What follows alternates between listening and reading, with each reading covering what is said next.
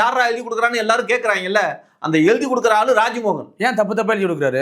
தப்பால எழுதி கொடுக்கல, புரியுதுங்களா?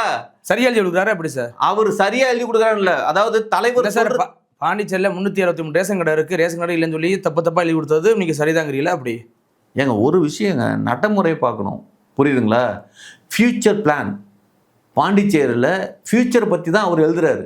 அது இன்னைக்கு இருக்கிற மக்களுக்கு பிரசன்ட்ல ரேஷன் கடை இருக்கு, அது கூட தெரியாம ஃபியூச்சர் பிளான்ங்கிறீங்க என்ன சார்? அதான் சொல்றேன், நான் சொல்றது வந்து புரியுதுங்களா? பிரசன்ட்ல இருக்கிறத கணக்கு வைக்காதீங்க. அடுத்தாப்புல பாண்டிச்சேரியில் கடைகள் இல்லைங்கிற இடம் வந்து அடுத்த ஃபியூச்சர்.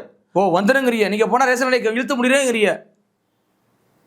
ஏங்க நாங்க இருக்கிறப்ப எல்லாருக்கும் எல்லாமே வீட்டுல போய் கொடுத்துருவாங்க. அதுக்கப்புறம் ரேஷன் கடை இருக்கிற ரேஷன் இழுத்து முடிட்டு எல்லாருக்கும் வீட்டுல வந்து கொடுப்பீங்க. எல்லாருக்குமே இப்ப வீட்டுல போய் டிஸ்ட்ரிபியூஷன் இப்ப நாங்க சொன்ன ஐடியாவை இப்ப வீட்டுக்கு வீடு பண்ணிட்டு இருக்காங்க. திமுக அரசு காப்பி அடிக்குது. ஆமா, அப்புறம் என்ன வீட்டுக்கு வீடு போய் கொடுக்குறாங்கல்ல, யாரு கொடுத்த ஐடியா?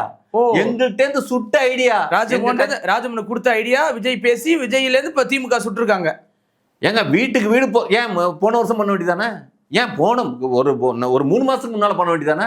ஏன் இப்ப ஆரம்பிச்சிருக்கீங்க வீட்டுக்கு வீடு கொடுக்கறது? விஜய் அவர்கள் கட்சி ஆரம்பிக்க முன்னாடியே ஆரம்பிச்சாச்சு, உங்களுக்கு தெரியாம இருக்கு.